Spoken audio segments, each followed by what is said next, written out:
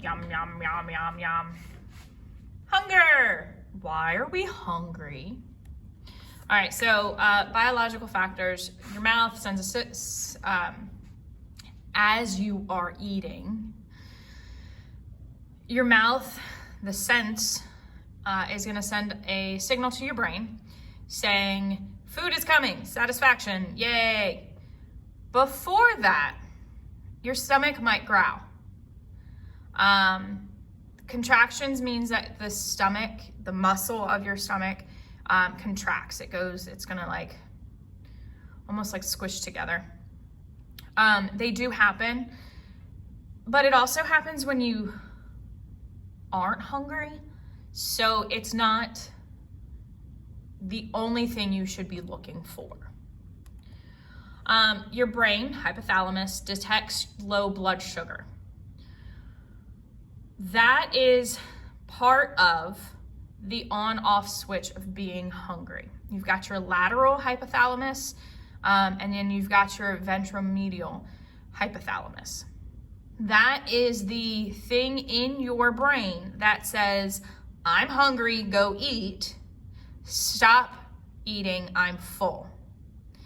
It's a brain thing. And it doesn't have to do anything with your, like, having food in your stomach. It has everything to do with your blood sugar. So how much energy, if I was to put it into a different term, can your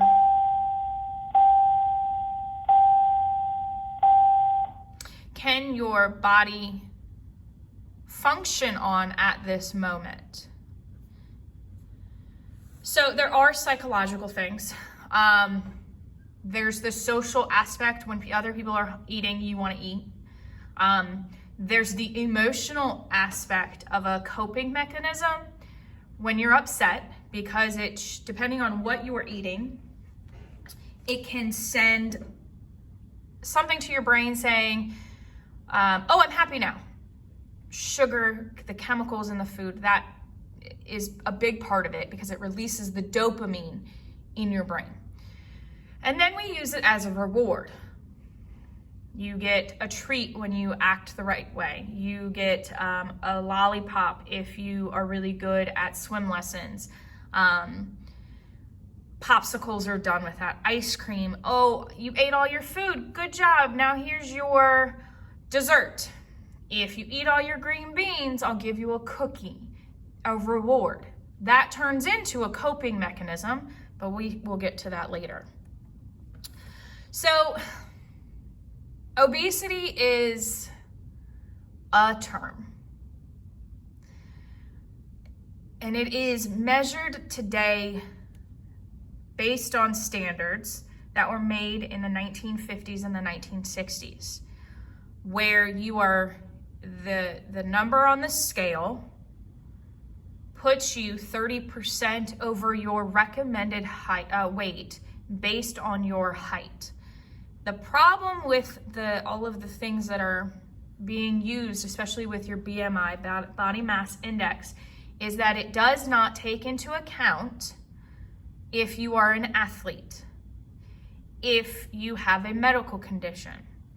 It is based on a number from the 1960s, which is why doctors are starting, nutritionists are starting to recommend that the weight is based on not just the number on the scale. It should also be considered, you should also consider your clothing, actual measurements with a measuring tape, pictures, and your endurance level.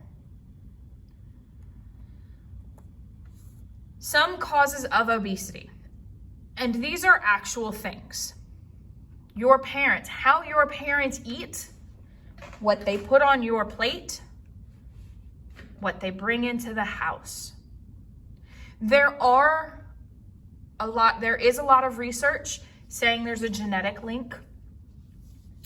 There are a lot of health reasons why your metabolism might be slower. And emotions and stress have a major impact on your body's ability to break down food. So, how can you be healthy?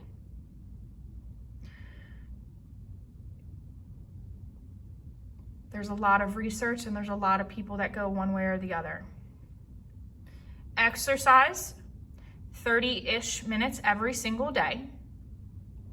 And exercise can be walking around the block at a brisk pace. Yoga can be exercise. Meditation can be exercise. Eating clean is not a word to use because there is too many variables. You eat to fuel your body. So we are no longer living to eat. We are eating so we may live. Eat your vegetables. Eat some fruit. Eat some protein. Eat some carbs. Limit the amount of processed foods. Because what happens is the processed foods have lost their nutritional value. And so the company replaces the natural nutritional value with chemicals.